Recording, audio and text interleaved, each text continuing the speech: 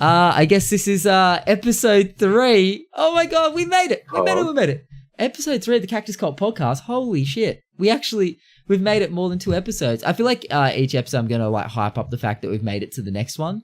But we did take a little hiatus. Point do you think you'll stop doing that? No, it'll be, bro, 100% it's going to be every week, dude. It's going to be everywhere, every week. On our like 247th episode, you're like, dude, I didn't think it would happen. It's 246 episodes down? 100%, man. 100%. You reckon we're going to make it 246? I didn't say that. How many weeks are in a year? 52. That's like 5 years on. Oh shit. That's like 5 years. That's like 5 years. Yeah, I guess. Bro, yeah, it's weekly. 5 years of weekly podcasts, like every week. We don't even do it weekly, so it's more like. I know, but I reckon we are going to start doing it weekly. How's that sound? It's my bad. We didn't do it last week. You guys were kind of. You guys, I think, were ready. I was a little bit, I was caught up trying to get my stream back on schedule. So you were on the Sad Zeus grind. I was on that Sad Zeus grind as well. Are we promoting that here? We can promote that here. Nah, yeah, 100%. Look, I haven't been using it very much. If anyone's wondering, Sad Zeus is a second Twitch channel I made. Look, now I'm kind of like not sure where I'm going with that channel, but I think I'm just like I've said, pray, fuck with it's like video black. only channel now. maybe a bit of Black Desert. I've been saying that's going to be my backlog channel. So for all the games that maybe won't kill it on Twitch. So much these days. Say if I want to play let's say Spider-Man, like no one wants to rewatch Spider-Man that much now, you know what I mean? Like it's kind of been and gone. So I figure maybe like when did that come out? That's like it came out a couple of months ago, probably like 3 or 4 months ago, maybe. Probably 3 months ago. Yeah, good game though, like fucking killer game. But I never finished it. So stuff like that maybe. Where isn't every Spider-Man game the same though? Was that Spider-Man game like different to the last 8 Spider-Mans that have come out? I actually don't know because that's the first Spider-Man game I've ever played. But really? Yeah, but it's a killer game. Like they did a great job with it. I'm not a big superhero fan, and like Spider-Man's okay. I don't really fuck with him that much, but the hype was just too real, and I thought I have to pick this game up. So day one, I ran down, I picked it up. And I was blown away, man. They actually did a great job. Like they got me like interested, you know what I mean, of how world and how good and alive that world is. Yeah, definitely worth the play. I watched someone play it on YouTube, but I couldn't really get past like one episode. I don't know. It wasn't my game, I guess. I think honestly, no. I think it's more a game that you have to play yourself. I think watching it doesn't do it justice because I was watching it. And I was even a bit like, is it really my kind of thing? And I just wasn't sure, but I knew it was super hyped up. People playing a little bit early because some people got early access, and everyone seemed to be very excited about it. And I thought, I'm going to give it a try. So I did, and it's definitely for me. I was like, damn, I'm glad I gave this a try because it definitely, it definitely was saying that it's better when you play it yourself. You know how some things are kind of fun just watching, or can be fun either watching or playing. This to me, I felt like definitely wasn't. People were definitely enjoying watching it on Twitch. I saw it was definitely getting some views, but I think playing it for me was definitely the go. It was way more fun. Yeah, even though I didn't finish it, but I'm planning on finishing it. It's on my backlog. I've got like I don't know, dude. I'm kind of in the same boat. I'm not like massive on superhero like games. I actually prefer superhero movies. Like I watched really. The last like Black Panther and Avengers and like a lot of those that come out I try to catch during like while they're in cinema. But when they come out on usually because it's usually console, right, that it comes out on and they really hyped up. Yeah. At least when I used to like have an Xbox and played that kind of more so than a PC. Every superhero game sort of just felt the same. To me, honestly, it was just like copy paste, like fight a room full of bad dudes, use some signature like whatever, like Spider-Man, Batman moves, beat some bad dudes up, and like it's very much like that like Batman Arkham Asylum. Was that the game? Where everyone was loving the shit out of that, and it seemed like a lot of games kind of took that and just kind of ran with it. Well, I feel like that's been the formula for a while now. Yeah, 100%. And is it getting a bit stale maybe? I mean, yeah, a little bit. I mean, this has like open world vibes a little bit of like, there's definitely a lot of little a lot of little distractions. There's like, there's like percentages of, things to check off. Like, there's backpacks all scattered across New York. Wait, it is New York, isn't it? Yeah, it's New York. There's backpacks like scattered everywhere. So you've got to find all the little backpacks that are hidden around the place. Like there's lots of little side things to do. to keep you busy. And that's always my problem. I get way too distracted. Would you say it's as open world as like GTA? No, Or... I wouldn't say it's. The map is definitely nowhere near as big. But honestly, I love how much they've replicated from my knowledge, New York in that game, because I obviously I went to New York a couple of years ago and I fucking loved it. So just to be able to go back there, even if it's in a virtual world, it just felt like I was back there. You can go like Times Square, and it's pretty legit to what I remember. Like they've definitely replicated certain parts of it pretty well. But yeah, I don't know. It's definitely worth. I just my problem is, like I said, I just get distracted like by all the little side bits. I kind of my OCD. I have like a bit of gaming OCD. I feel like I need to check off a whole bunch of different side things in an area before I can move on to the next story bit. And in this, I was trying to tell myself, push through the story stuff, push it. You can do all the side bits later, and I just couldn't do it. I just kept getting distracted. I was saying it on stream today. I've probably only finished like. Oh, it was Grand Theft Auto 5. Because I was saying to someone today, like, I know deep down whenever I buy an open world game that there's almost 100% chance I'm not going to finish it ever. I said there's like one open world game I pretty much only ever finished, and that was Grand Theft Auto 5. I couldn't remember what it was. Why couldn't I not finish? Why couldn't I remember it? I don't know why. But that's because Grand Theft Auto 5 was fucking amazing. Let's be real. GTA always do a good job. I feel like that's... Yeah. I wouldn't actually mind going back and playing that. Yeah, 100%. I wouldn't mind going back and playing that. Damn good game. But yeah, I mean, even with Red Dead that came out a couple of weeks ago, like amazing game. I was loving what I played of it. I got like 5 hours deep, and I haven't played for like 2 weeks. I don't know what's going on. Yeah, I guess just other games came out, and yeah, I like want to go back to it. Like as much as I love the Western vibe, maybe Westerns aren't really like ultimately my favorite kind of genre, so it's not doing it for me as much as maybe other games, and it's very slow paced. Red Dead's extremely slow paced. It's not like there's constant fast paced story progression. I feel like it's a very slow kind of story, and you've got to they want you to live in that world. They want you to kind of be absorbed by it. So I felt like it was kind of moving quite slow. I was like, I don't know. I just felt like I just kept losing my hat, to be honest, in that game, and that was stressing me out. They just make it so authentic. If your hat gets knocked off in like a bar fight and you don't pick it up after the fight, you lose your hat. I'm pretty sure you can retrieve it from somewhere, but I didn't know where, and that was stressing me out. Kept losing my hat. Like there was one funny part in that game actually, where like obviously you're right. Dead? Yeah, this is Red Dead, and you all wear like all the characters wearing like cowboy hats, and we got into a bar fight, and next minute there's a cutscene. Every character just not wearing hats anymore. We just all lost our fucking hats. And for the rest of the game I played, no one had hats on anymore. It's like everyone just lost their hat, and it was stressing me out. No one had a hat for the rest of the game. Well, I only played a little bit after that. I hadn't done much after it. But yeah, like all the cutscenes and everything, they just weren't wearing hats anymore. I'm like, this is gonna make me uncomfortable. Everyone's like, wispy hair and just no hats anymore. I'm like, where the hell is their hats?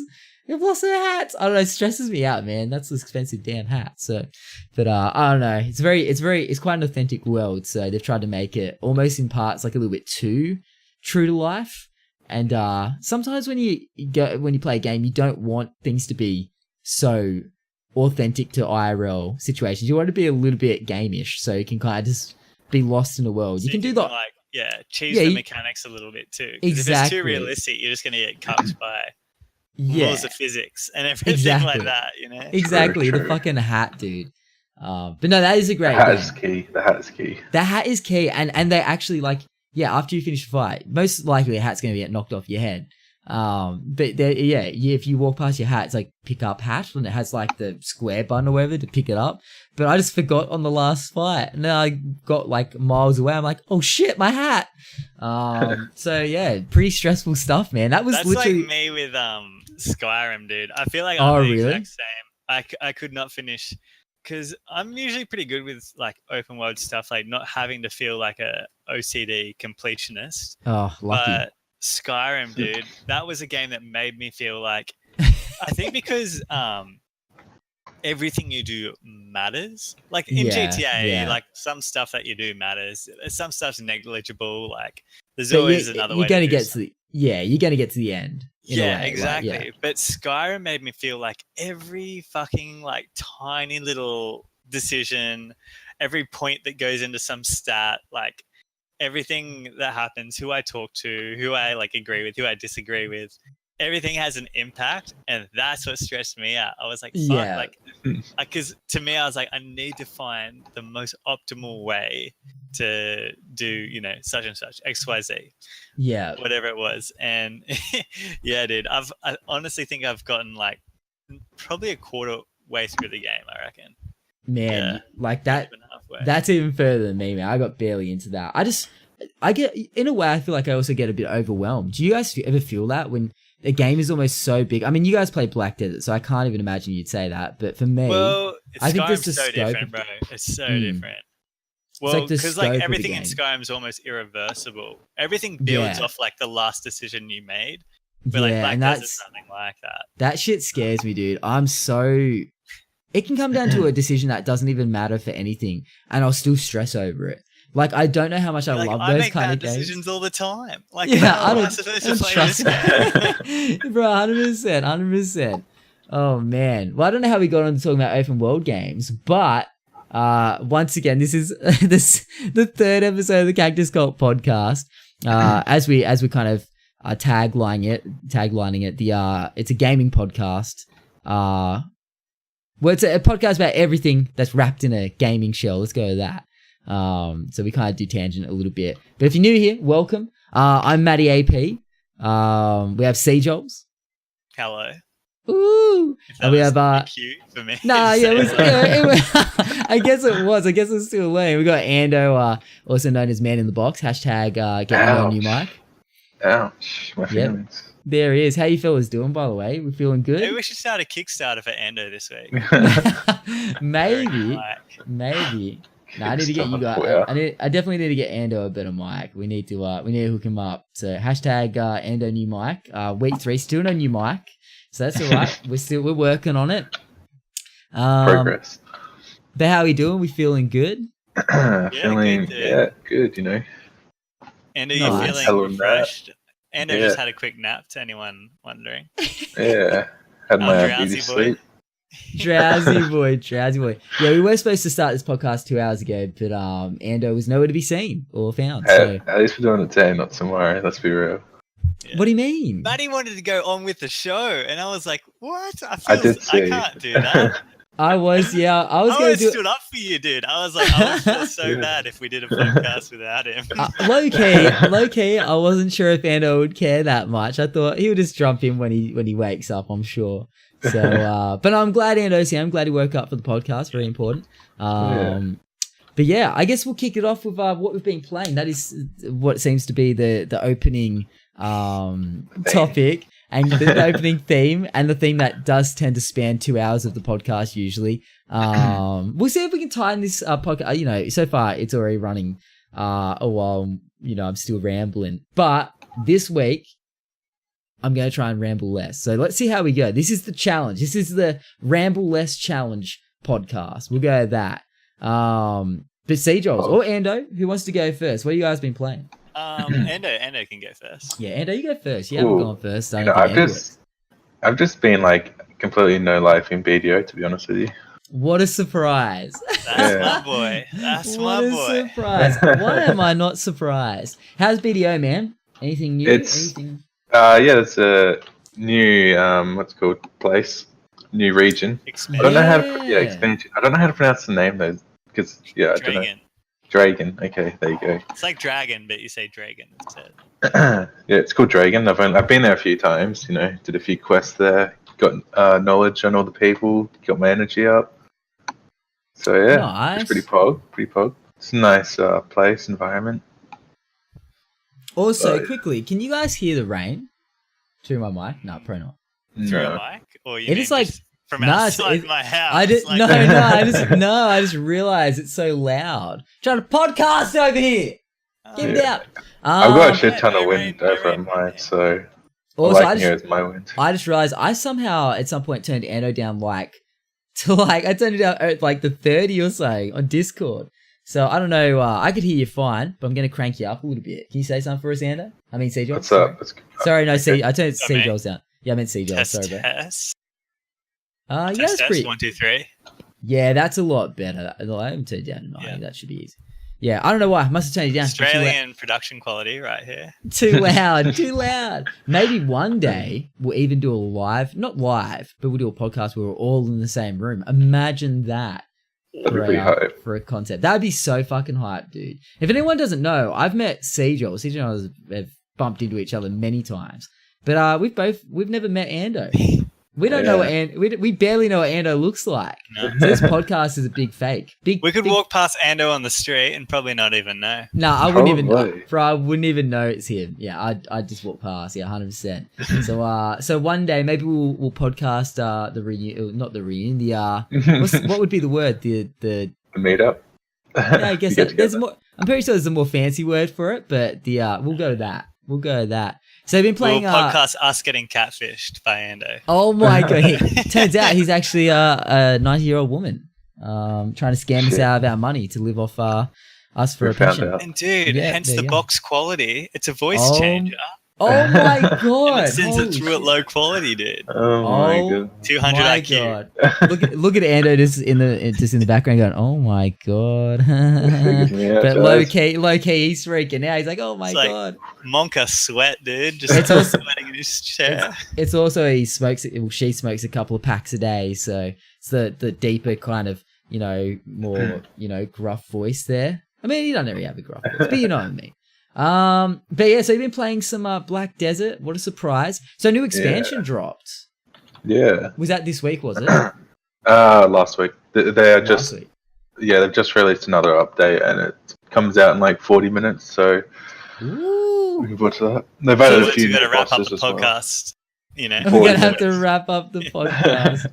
Oh my god! So is it just a new area, or have they added a new character or something? They've added a few new bosses actually. There's like a new dragon. His name's Garmoth. Very nice. He drops this like heart where you can upgrade your boss weapon or get a pet. Ooh.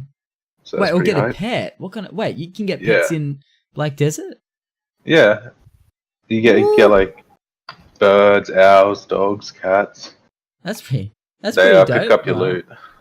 All right. Well, I'm a little bit excited. I don't know. Did we mention this already on the podcast? That I said I don't know if we mentioned this before the podcast started, but I've vowed that next week I'm going to spend. Oh, is it next week? Well, I thought I'd do like 1,000%. You know. I don't think it's going to matter too much, but I was going to try and do a Monday to Friday kind of thing. I think I was probably going to try and do Monday to Friday. So so I'm going to try Monday to Friday. Each night, play a couple of hours of Black Desert because Ando and Cjo has been hounding me to jump on. Give it a fair go. I've tried it a couple of times, but never really. I've given it no more than like an hour. So I've decided that next week we're going to give it a red hot go. Let's be real. Yeah, not even an hour. I've sat 4 hours in creation. Yeah, I sat in the character. The character creation goes very deep. If anyone's ever seen Black Desert Online character creation, probably the most in-depth character creation in any game. It's ridiculous. It's actually ridiculous. It's too much option. So next week, I'm sure I'll be talking a little bit about Black Desert and my thoughts and opinions on the first couple of days. I'll probably only be 2 days deep, but I'll be able to talk on it a little bit. That's pretty hype, Ando. Yeah, I can send you a picture so you can just get a visual because you are recording like visual stuff too. Right? I am. Yep, for this episode. Yep. Should I drop it in Cactus Cultcast? Yeah, do that. Yep. Do what have you got open? Yeah, no, Cactus Cultcast, perfect. The one in the center, the big red one, is the newest one, and that's like a couple of the other bosses you can see, kind of like around it. That's actually pretty high. Looks like there's a cockatoo up there. What the shit? It's like a cockatoo with legs. Yeah, it's like a harpy chick. Oh my god, that's actually terrifying. I like that they put a little gentleman there for scale. That's quite terrifying. That's like that's you essentially. Yeah, that's me. Oh my god, that's me. Holy shit, I look pretty tanked still, considering how small I am, but I look pretty tanked. Well, that's pretty hype. I mean, Ando, you played anything else, or is that pretty much you've been no-lifing Black Desert the whole time?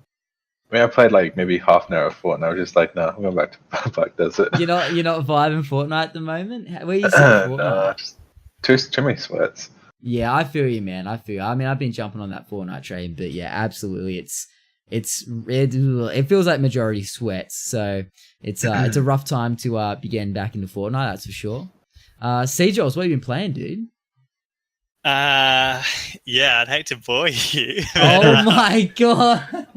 I'm going to be the only person that has like variety this week. Yeah, a lot of BDO, my man. What else can I say? The expansion was highly anticipated. Yeah, okay. I mean, so North America, this expansion originally got announced somewhere in like March or something. Yeah. And Korea, where the game is developed and published, got the expansion like months and like I think they got it around like July or something, June or July. Wow. Like before North America. That's massively before, yeah. So they were a bit behind the 8 ball in like releasing it in North America, and people were originally like really psyched that, oh my gosh, we got like some screenshots of the new area. People were pumped. But kind of like the more it dragged on and the more like they fell behind schedule with releasing updates and stuff, I think people lost a little bit of like, people were excited, but it wasn't like that Christmas morning feeling where you're like, holy shit, like I get to unopen all these goodies, like new car smell, that sort of like endorphin rush you get when you look at something and you experience something for the first time.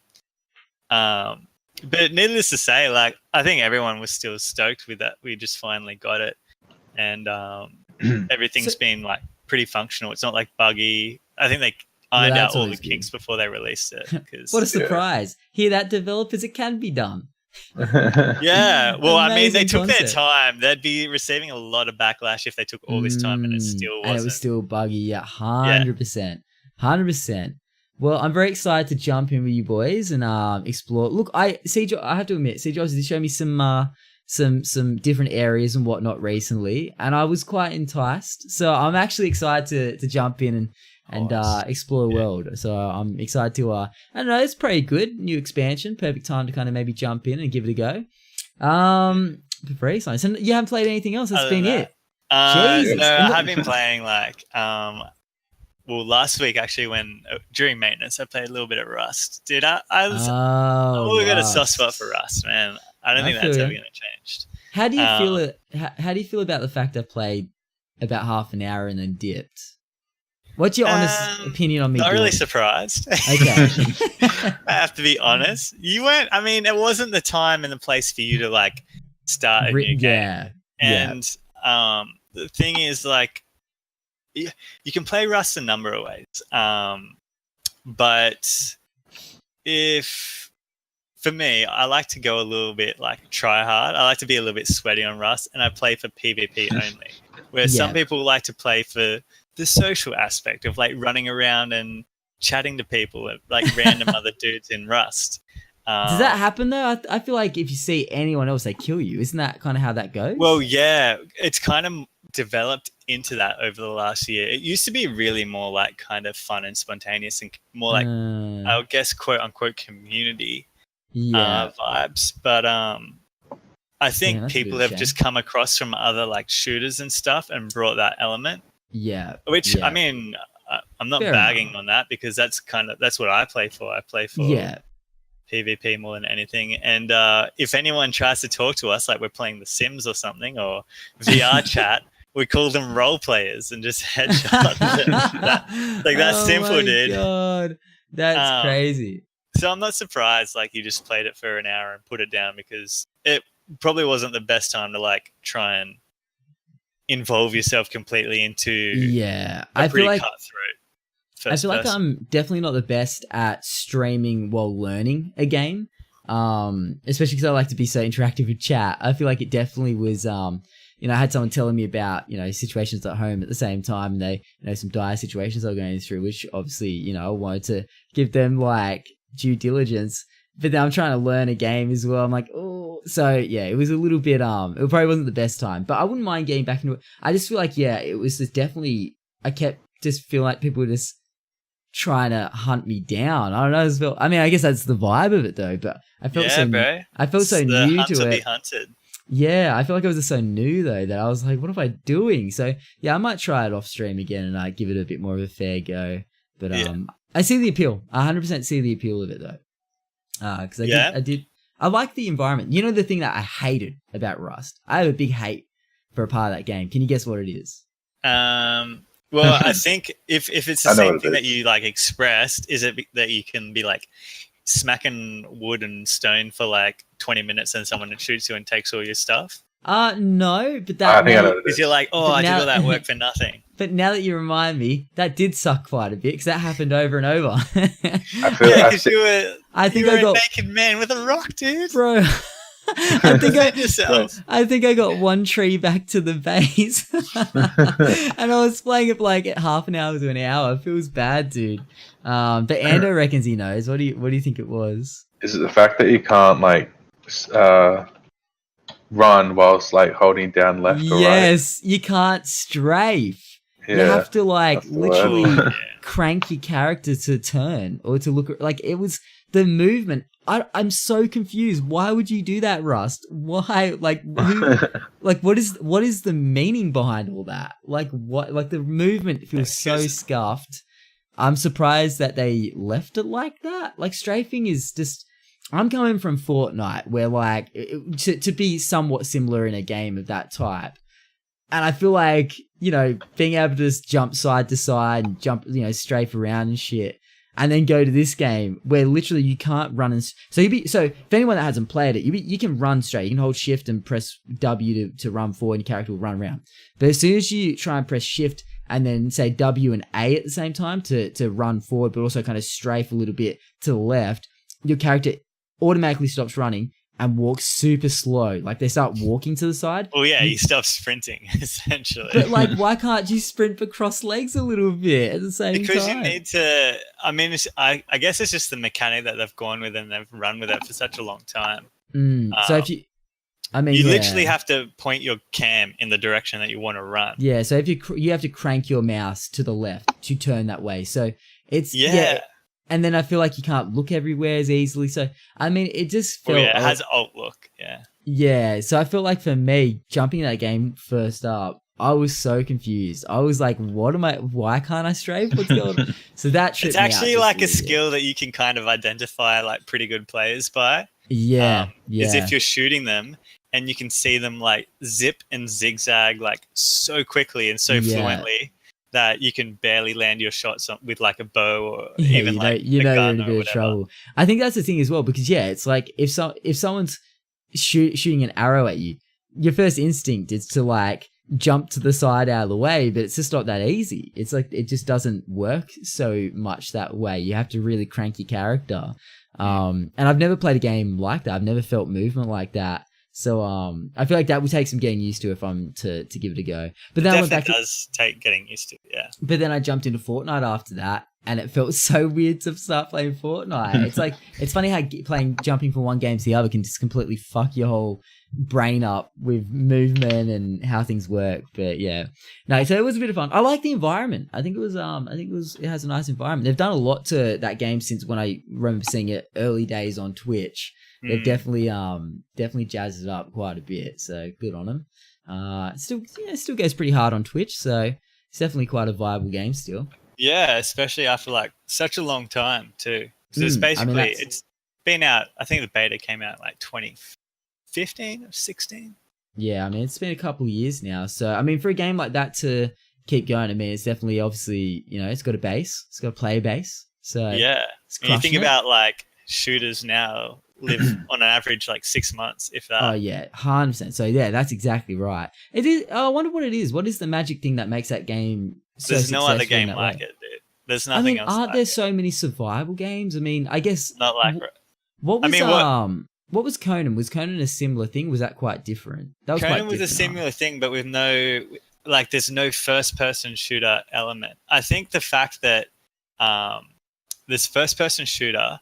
And your kills mean so much more because you're essentially taking hours of progress from people when you like take their armor and their weapons and their ammo and whatever shit they're carrying on them. I think a lot of people find kills more rewarding in Rust than they would in like CS:GO where it's just a tally or like Fortnite or whatever. Yeah. And you do get like a nice big reward, and I feel 100%. I'd say that Ark is kind of like the same, just Ark has dinosaurs. True. And Ark still goes pretty hard. I think Ark's a little more role play than Rust, to be honest. I guess Ark has more of a theme to it than just building. I don't know. Sheds. Build your base, you're gonna go fuck people up, really, isn't it? Yeah, I guess so. Yeah, 100%. I still am yet to play Ark. People still talk quite fondly of it. I feel like I need to get amongst it. I don't know what it was, but I got Ark a long time ago, and for some reason I wanted to stream it. And I remember opening my OBS and booting up Ark and being like, "Oh, we're gonna play Ark! So exciting!" And it was playing on my screen fine, but for some reason it was just so laggy on OBS. And maybe it was just that I was such a new streamer back then. I had no idea what I was doing. I was very new to PC as well. I'd been rocking a Mac for like the last how many years. This was a while ago though, very much out of the Mac, circle, thank fuck. But yeah, I don't know. I just wanted to stream it. I guess I was only playing games that I could stream back at the time, and I just never picked it up again. So a bit of a shame because it was, back when it hadn't had all the expansions out and everything. And I always feel like if I'm jumping into a game that's got so many expansions, I always don't know really where I'm at in that game, or, I always feel like I'm kind of out of it a little bit if I've missed like all the expansions. Same with like stuff like World of Warcraft, whenever a new expansion comes out, I'm like, oh, I'd love to get back into that. But I'm just like, fuck man, I pretty much only ever played vanilla. So I just don't even know where I'd stand in that game. Which is why I'm actually excited about World of Warcraft vanilla, whatever they're calling it. I mean, the Mac itself might have been the majority of your issues. No. This is when I moved on from my Mac to my PC. Oh, this was like this was just after getting PC. So that's what I mean. Like maybe my settings weren't right or something, and it just wasn't streaming it properly. So I pretty much got into the menu and it just wasn't working, and I just ditched it. So a bit of a shame. So I wouldn't mind opening it at some point, but it's one of those things. It's like time's moved on. So many new games out there. So many new games. Right. So, you got to be keeping your finger on the pulse, man. And there's been a lot of releases in the past week. None of them that I think you guys have played, unfortunately. But your boy MattyAP. Oh yeah. Because if we move on, I'll probably forget this. No, you're right. You're right. A game I've seen on Twitch that looks really. I reckon you should play. You should have a crack at this because it looks heaps of fun. Thief Simulator. Have you seen this being streamed? I haven't played it, but I've seen a few people playing it, and I can just tell by the name. The concept sounds interesting. It's hilarious, dude. Is it? Yeah, it's really different. Would you say it's built to be hilarious? Or yeah, it's almost like a parody of itself. Okay, I like it. It's kind of got a little bit of like a payday element where you go out and you do missions and then you come back to your base and you've earned like money based on how well you've done. Okay. And there's things you have to like avoid while you're out on like the missions, like obviously like police attention and stuff like that. But yeah, I think it's a game that's not taking itself too seriously, and yeah, streaming games like that obviously lends itself to a lot of like interaction and people like poking fun at it and just having a bit of a laugh, Yeah, 100%. I'm gonna look it up right now, actually. I think it's a Steam release. Should be. Oh god, how you spell Thief? Thief Simulator. Okay, here we go. Wow. Okay, so the game itself is oh my god! We have to talk about this later. We'll come back to this. Don't let me forget. Biggest news of the day of the week. We'll come around to this. I mean, this is big news for me. I wonder what that can be. Wait, do you not know? No, like, I actually don't know. Oh, legit! It's like that massive news. I actually wonder what it could be. The news that we would. Well, we don't really have. There's not much to really mention. I guess it's not like news that will arc on for ages. But Steam, thank you for finally having Australian dollars as a currency. So we don't. Finally, this is massive. This is something I can't believe wasn't implemented like almost day one. What the fuck? So as Australians, we've been dealing with USD dollars, which is fine. But obviously, a game will look extra enticing because of the price, because of the currency conversion. It always look a lot cheaper to us. Then when you buy it, the price like goes up by like $10, $15 depending on what you're buying, if not more. It adds it on. You're like, ooh, guy, okay, that's a lot, So seeing Thief Simulator, I'm like, oh god, $29. That probably would have been like roughly $20 or something USD. So it's nice to find. This is the first game I've seen. First game I've seen where it's actually in Australian dollars. I'm excited. That's massive news. Steam, thank you. Appreciate it. That's huge. Does that mean though that Steam prices will fluctuate with the Australian dollar? Like this is $28.95 right now. If we check back in a couple months, will it, like if the economy gets better for Australia, will it dip to 25 or 26? Shit, that is a fucking good question because of, you know what? I mean, it's. I guess we can't really say that because, I mean, it's same as buying a game essentially off a store shelf, yeah? That in a way, if you bought a game, say from EB Games, a physical copy, that's not going to fluctuate depending on how the game in America is going. So I'm not sure, like maybe, but I just don't think so. I think maybe it is a very interesting thought. Like what conversion rate did they get that at? I'd be very tempted to now know what the American copy of this is and work out what conversion rate they've actually gone with and see if when it fluctuates, we still are paying actually a higher price. Maybe some homework for us. Maybe I'll look into that and see if we can see maybe if we do get charged more, whether or not I don't know. That's a good question. Because you could imagine like some of the issues, like what I would imagine like buying a game off Steam in Australian dollars. It says something like $70. And then maybe like over the next 3 months, there's a mining boom. Something happens, or the US dollar plummets. So it doesn't even have to be on us. Like the US dollar might plummet. Shit like that can happen anytime. Yeah. You do the maths again, and you're like $70. If I bought this right now, it would be worth $40. Like, does that warrant? Like, can you ask for some sort of reimbursement? And you're like, hey, I paid for it. Who knows? This will be very. I mean, I'm kind of wondering how that works with anything. I guess Steam's kind of just a different ball game because, in a way, it's a digital copy of it. Yeah, I mean, that is a very good question. I don't know. We'll have to maybe look into that. Maybe that's something we can discuss on next week's stream if maybe we do a bit of research and see. Because, yeah, it'll be interesting to see if it does fluctuate the price. I'm going to say it probably doesn't. I'm going to say that is the set Australian price. But, yeah, it'll be interesting to see in a way if we get if we do somehow if prices move at all, yeah. Yeah, and if we're getting overly charged, essentially, for games. I mean, people say in Australia we do pay a lot more for games, and I always go, well, it's because of the conversion rate and all this, but then I kind of wonder if maybe we do get charged a lot more for games. I mean, people seem to think... I mean, games are very expensive. I get that. I totally respect that, you know, devs need to get paid and, you know, they put a lot of time and effort into their games. But at the same time, I mean, we can pay sometimes, like EB Games all the time will charge $100 for a game. And I know you can price match that with JB Hi-Fi, which a lot of time will sell at $30 cheaper, but still $70 to $100 for a game. It's a lot of money. I mean, I think, you know, you should pay what something's worth. And I think games can be quite amazingly huge, you know, experiences. But I'm pretty sure as well. Okay, I played a game a while ago called Little Nightmares. Have you guys heard of it? It's like a little side scroller puzzle game.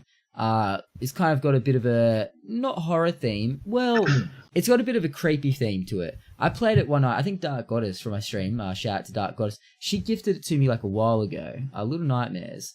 And I've played 4 hours of it. I played 4 hours. It says on my Steam 4 hours played. I finished it. I finished it with I don't know. I think I also had DLC maybe with it. I think I finished that too. So I don't know. I smashed that game out in one night. I didn't know how long it was going to be. I went into it just feeling like I wanted something new for that night, and I loved it. Great game. Actually exceeded expectations by a mile. Has no dialogue in the entire game, but it's just the story is just so good. I don't know, something about it.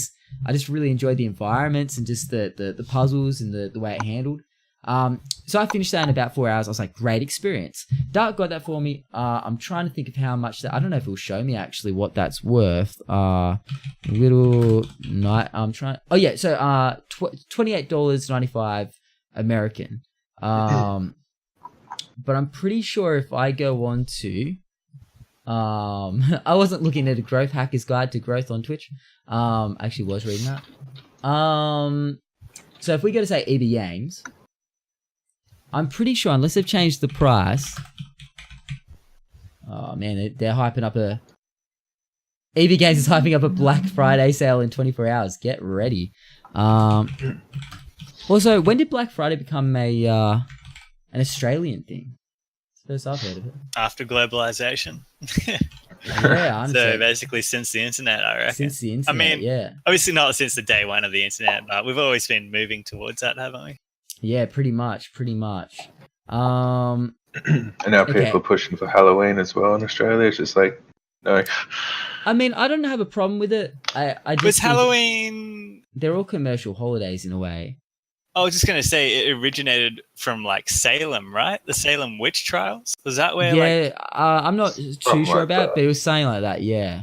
And that was an American thing, right? It wasn't England. I got told it wasn't. I got told it wasn't American. It was actually. Yeah, it was Massachusetts, I think. Yeah, I think because I remember we had to watch a really, really poorly produced movie on the Salem witch trials when I was in school because we did a essay on it or something. Wow, that sounds more exciting. Obviously, paid a lot of attention. Ireland, that's where it originated. Ireland, there you go. Wait, Halloween or the Salem witch trial? Halloween. Oh, really? Wow. Yeah. Okay. And Americans claim that it's theirs. Of course they do. Of course. You crazy Americans, we still love you. But yeah, there you go. Now it's all about just getting some candy and dressing up. But yeah, no, I don't mind Halloween and stuff like that. That's not too. I don't mind anything that comes across from the States. I think it doesn't bother me. It's just kind of when did this happen? I swear Black Friday wasn't this. But hey, anything to. I mean, let's be real. It's like Valentine's Day and all that stuff. All of it is to push a product or push products that sell things. It's always to try and get your money. Just remember that. Speaking of just trying to get your money, remember I said Little Nightmares was about 3 to 4 hours? I think I finished it in 3 hours. 4 hours maybe I was sitting in the menu or something, but I think it took me about 3.5. Let's go with that. But then they brought it out on the Switch. And I think, what are you laughing at? I was just thinking about 4 hours in character creation. Every game you've ever played. Let's just say Little Nightmares took me pretty much the length that it took me to make a character in Black Desert Online. That's how crazy it is. But they brought out Little Nightmares. Look, this came with some DLC, so let's round that up to say 4 to maybe even 5 hours. I heard the DLC is super, super short. I don't think I've actually played it. But the DLC apparently was super short when I was looking into it. But on the Switch, that when they brought out Little Nightmares, they were selling it for $60. A game that could take you 4 hours to finish. $60. So that's why I always kind of go that is crazy. That's that is pretty an hour. That is wild. Game. That is wild, my man. I don't really get it. Also, I just noticed here as well, this is fucking hilarious. This is so EB Games, that they have Little Nightmares on Xbox One and PS4 pre-owned, for $28, but you can buy a brand new copy for $19.95. The pre-owned copy is $8 more than the brand new copy. EB Games, you guys are crazy. I love you though. What are they doing over there, dude? Bro, I've seen that so often where the pre-owned game is more expensive than the brand new copy. Who's gonna what is wrong with you? Oh my god. But anyway, even buying that pre-owned $30 for a 4 hour, 5 hours if you're lucky enough to squeeze that much out of it. Experience. I mean, the game is amazing and a lot of fun, but I don't know about $60 on your Switch though. That's pretty crazy, but that's the gaming world we live in. But anyway, so you were talking about Thief Simulator, and we got very much off track, which is very much how we do on this podcast. But yeah, I'm looking at mostly positive reviews. People seem to be loving it. I'm also apparently downloading. Oh, speak of the devil, doing an update for Ark right now. I think I've got an update as well right now. Yeah, look, that was happening in the background. You were sounding robotic. Am I sounding robotic to you right now?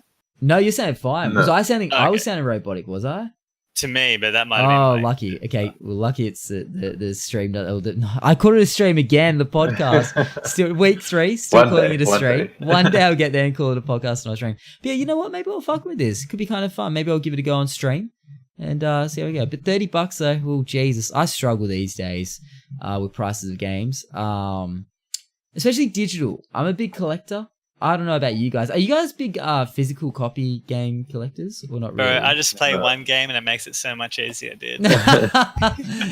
Bro, I tried that for a little, for almost a year with Fortnite. I just couldn't do it, man. It's so much cheaper as well.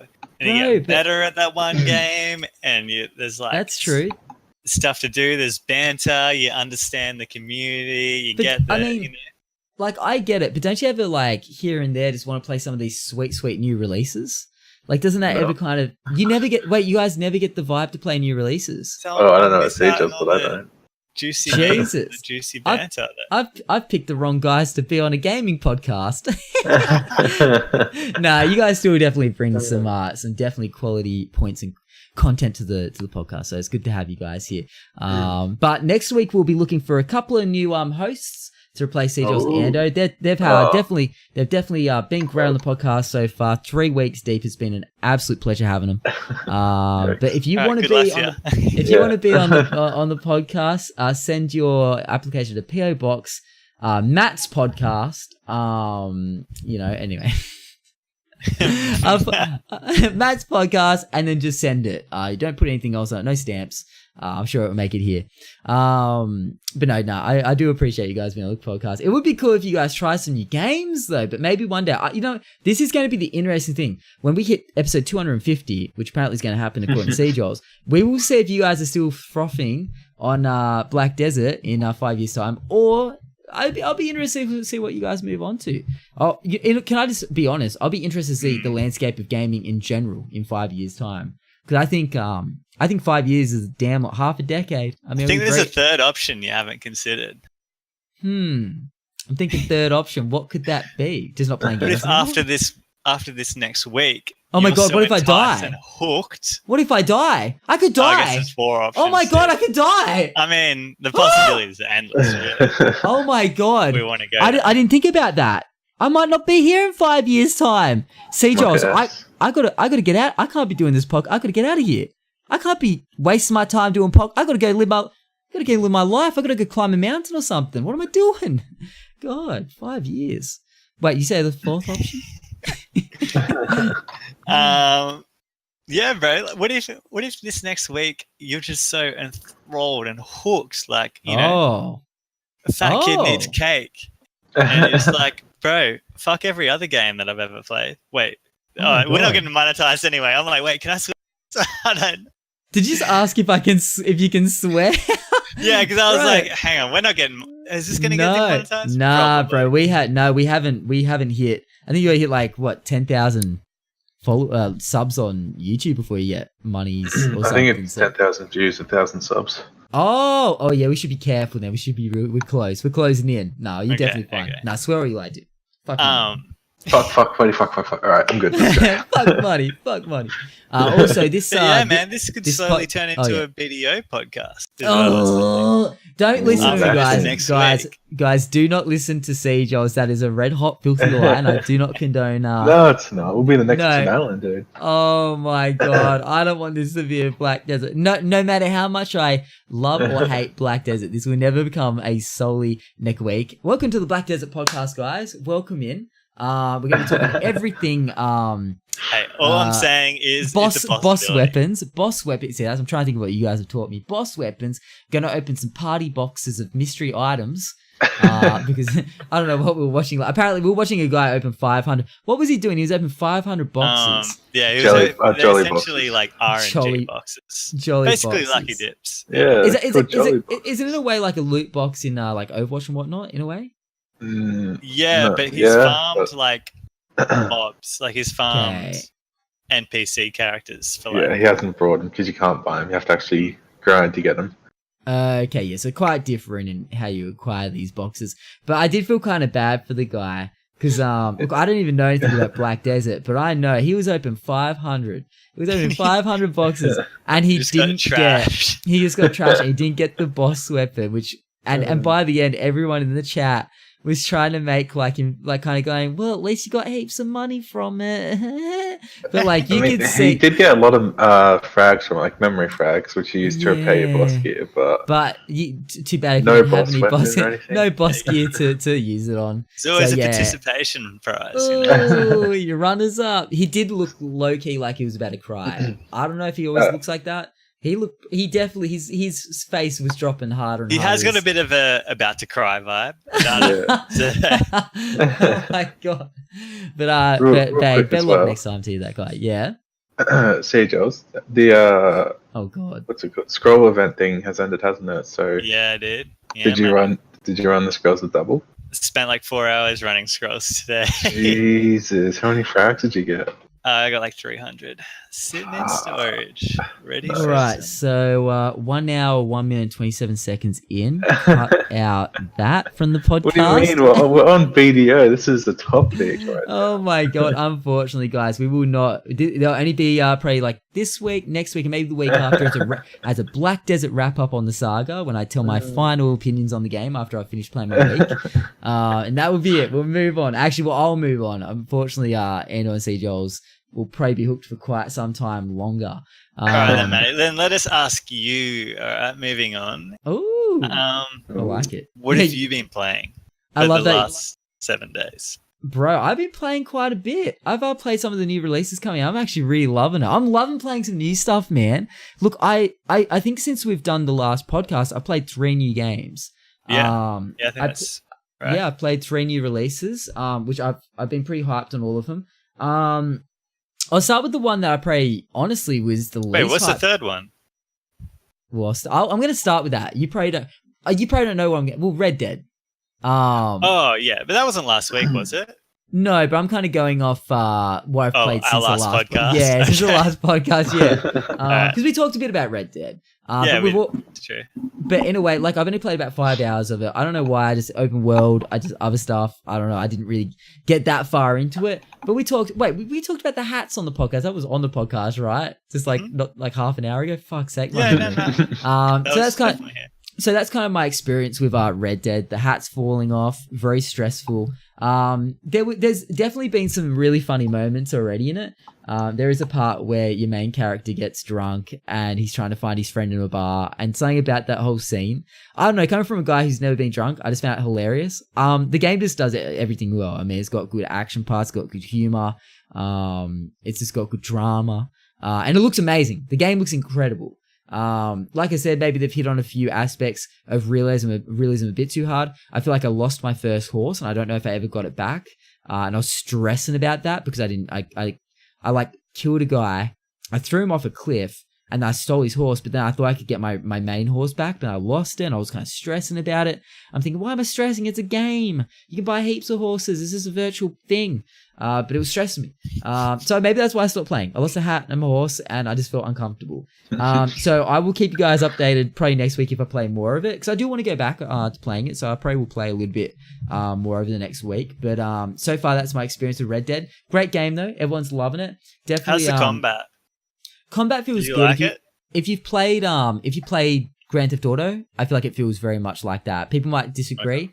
Obviously by the same developer. The gunplay feels the same. Like very much the same. It's just the weapons, I guess, feel a little bit more Western, and old school. And you know, like, you've got your melee combat it just feels all very much the same kind of like vibe, to me. But I like it. I actually really enjoy it. I mean, like I said, Grand Theft Auto 5 was the only open world game I've ever really finished. So I feel like this has definitely a lot of potential. But yeah, just really good dialogue as well. It really draws you in. The game is definitely made to be an all immersive game. Hence why I didn't really want to play it on stream ever. I thought this is the type of game that is made for people to get lost in. It's not, you know, it's like they want you to live in that world. So I'm still waiting to kind of be sucked right in. But I'm loving it. I'm really enjoying it. I think the problem was that there's just so many releases at this time of year that it's almost my head's cranking all different directions. But I will definitely keep going with it. Beyond Twitch, I feel like the Twitch hype for it has definitely died down. There's definitely a lot of Twitch hype when it came out. Obviously, like any new release that's big enough and anticipated enough. But you can definitely see, like a lot of those kind of games, the want for people to watch it is definitely kind of died off. So I won't be streaming it, but I'll play it in my own time and definitely try and get amongst it. So that was fun.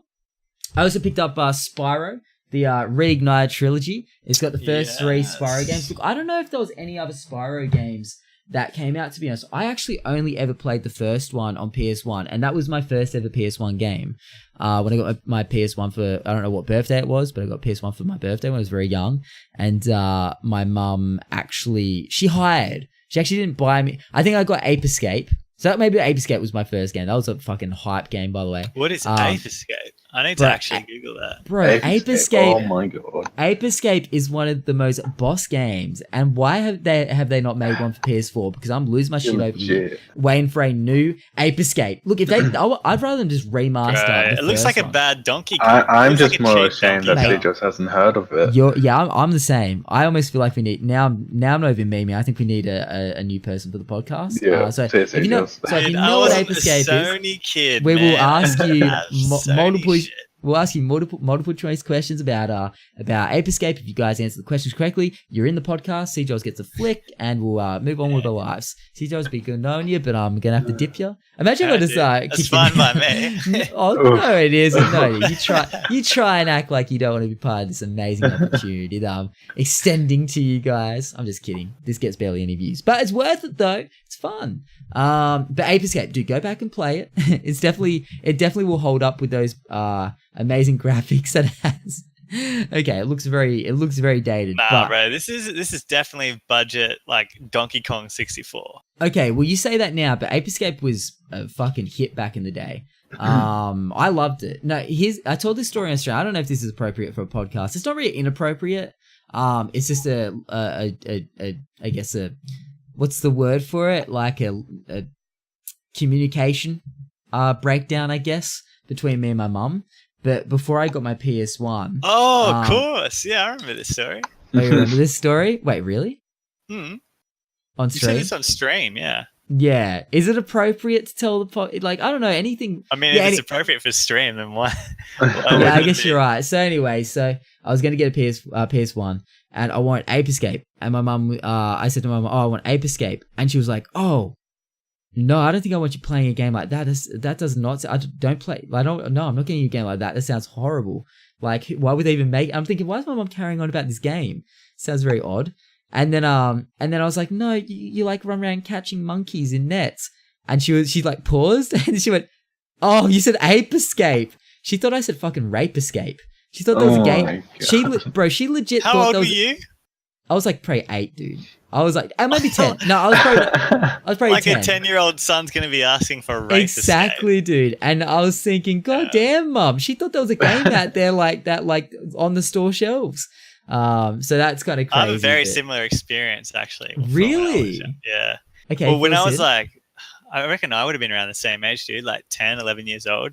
I used to read K-Zones, bro. You remember K-Zone? Oh my God, dude. I love, bro, every year subscription to K-Zone for my birthday. For my nan. K-Zone was the shit. Bro, it was the fun. And I don't know if they still make it. I've got boxes full of it, man. I don't know if they do, hey.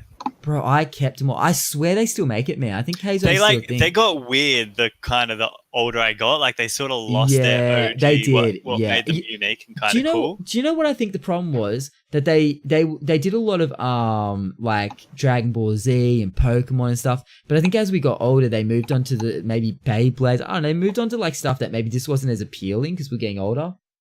Maybe, yeah. I don't know what it was. I used to love it because they used to do all Dragon Ball Z and Pokemon stuff and some more old school stuff. It just appealed. But I think as we got older, K for kids. I guess we just got older. It didn't appeal as much. But bro, I loved K-Zone. Bro, man. I was honestly hooked on K-Zone. You know what? I was just going to say, like, man, ASMR channel with like with nostalgia, flipping through K-Zone magazines. Bro, I would watch that shit all day. Hey, dude, you got a new market. Jump on. Mate, I feel like I need to start doing, because I got boxes full of K-Zone and Disney Adventure. Is that too young? Right, it doesn't even have to be ASMR. Just do like a K-Zone reading. Just like flipping through and screaming into the mic, because there's only two different. There's only two different levels. There's ASMR and screaming.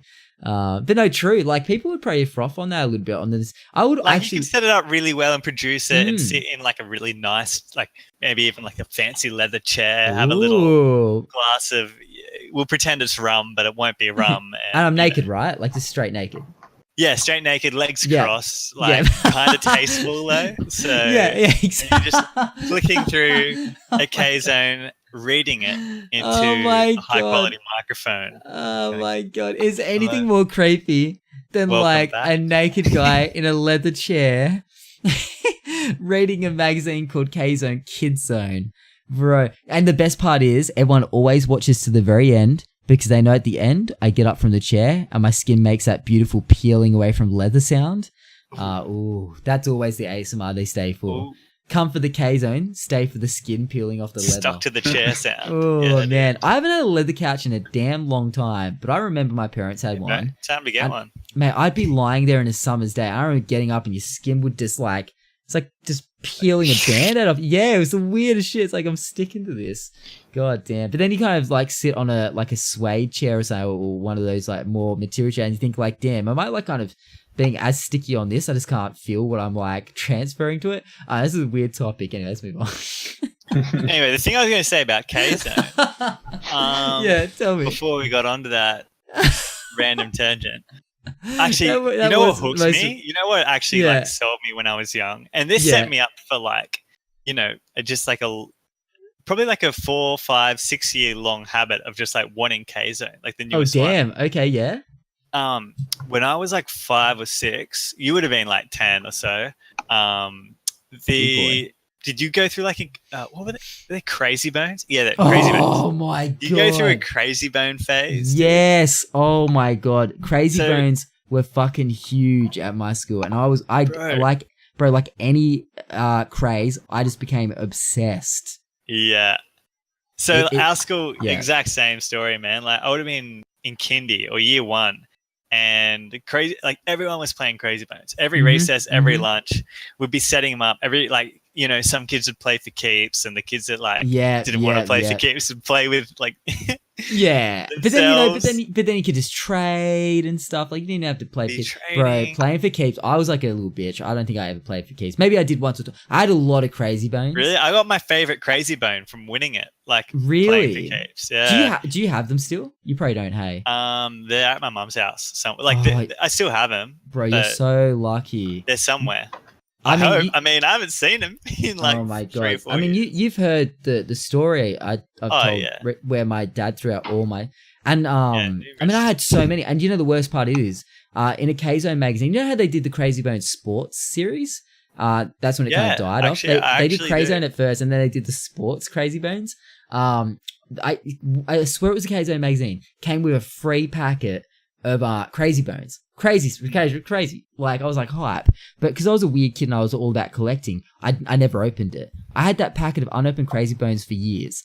And then it was and I think it was in a box, in those toy boxes that my dad threw out. So if anyone's wondering what I'm talking about, just quickly, I used to have like toy boxes as full of like old, like just like I threw out a lot of shit that I didn't need ever. But, you know, I had like boxes full of like rare Pokemon cards that I was using for battling and stuff. I had Crazy Bones.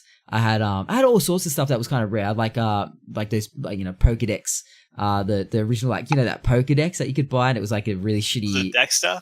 Whatever it's called? Yeah, it was like the original Pokedex, but it had, like, you know, you could look up, but it had a really shitty LCD screen. It was terrible. But it was like an official Pokemon product, and I had the little Pikachu Tamagotchi thing. I had a whole bunch of... I had all this shit that was super nostalgic. And one day my dad, I guess maybe I wasn't cleaning up my room enough. I don't fucking know. I wasn't looking at my toys. For some reason, he decided that while I was at school, he moved my toy boxes out into the garage. And I was like, that's fine. I guess I got more room for activities. That's cool. So he left them in there, and they were there for months. One day I came home from school, or I just don't know, I went to look for something in the toy box, and they were just gone. And I said to my mum, I said, where's my toy boxes? And my mum was like, oh, your dad took them to the tip. And I was like, oh, well, that's a joke. No, really. And yeah, he took all this shit that, a lot of stuff that's probably would be worth a bit now as well. I could have sold it at least for a couple of bucks. But he's fucking threw it into landfill. Dad, the fuck? I love you, but shit, dude, what the fuck's wrong with you? He's definitely not a dad thing to do. He's so not the same as me. Like, he's not a collector. Like, he's not in, you know, so he didn't like quite in his get head, it. He's like, oh, I paid $3 for this. This is worth $3. Exactly. I'm gonna chuck it out. He didn't realize there was holographic Pokemon cards in there and shit that I will never get. But like, it kills me, dude. The collector in me dies whenever I think of that. But yeah, man, all my Crazy Bones gone. I remember I had a big like toolbox thing. It was like this little, I don't know who gave it to me, but I had a big fucking toolbox thing. It was packed full of Crazy Bones, and I just wish I had that today, man. Because it's like finding Crazy Bones now. You could probably get them off eBay, but I don't know. It's you want the ones you got as a kid. It's not the same getting someone else's. So yeah, man. I mean, if you didn't open that packet, bro, there's still a chance. You know, like plastic doesn't degrade for thousands of years, apparently. 100%, 100%. Hey, so somewhere out there. There's an unopened. I gotta go to the tip. I gotta go to the tip. Gotta go find my Crazy Bones. But yeah, it's a shame, dude. But yeah, Crazy Bones were massive. I don't know. Shout out to anyone that grew up in the Crazy Bone era. If you used to play Crazy Bones, you used to collect them. Comment in the chat. Let us know on YouTube, because I'm actually curious to know how many people actually fucking remember Crazy Bones. Because you know what was right after Crazy Bones? At my school, at least. Yeah, okay. Let's see if I remember Pokemon cards came right Oh after my Crazy God. Bones. Yeah, Crazy Bones were like pre-Pokemon. Yeah, it was like the hot thing. And then that's like nuts. Booster packs and shit came out. And everyone was my God. oh, this is it. We found it. Do you remember your very first booster pack of Pokemon cards? Yeah, it was a Venusaur. I mean, it was a Venusaur cover, but I don't remember what was in shit, there. bro. I was about to say the luck. You don't remember what the first card was? I opened a holographic Articuno. Oh my God, bro. I had the worst luck. I went booster pack after booster pack after booster pack, no holos. I don't think I got a single holo out of a booster pack the entire first series until after I started, like, I don't know, I guess I got a few late. I don't know. I remember I never got them. I was so dead. I don't think I got my first ever holo out of a booster pack till Jungle series. I hated life. I just couldn't believe it. I had the worst luck. And, you know, I'd go to the local video shop where they sold them, and the guy at the video shop would be like, oh, I have a special talent for feeling if a booster pack has a holographic, and he'd rub the packet a little bit, and he'd be like, yeah, this one definitely. And he'd sell it. I swear he was trying to find the ones that didn't have holos to keep the ones that do for himself. I don't fucking know. But I never got them. But I remember the first ever rare. So the first ever pack of cards, I remember the first card, I still have it. I still have that card, was Pokemon Breeder. It was just a trainer card. Just rare, but no holographic, just trainer card, Pokemon Breeder. But even though it was just such a nothing card, I loved and adored that card. That card was like, and I was so happy. My mum bought it for me. It felt good. Like as a kid, I was just happy to have something that was mine. It was rare.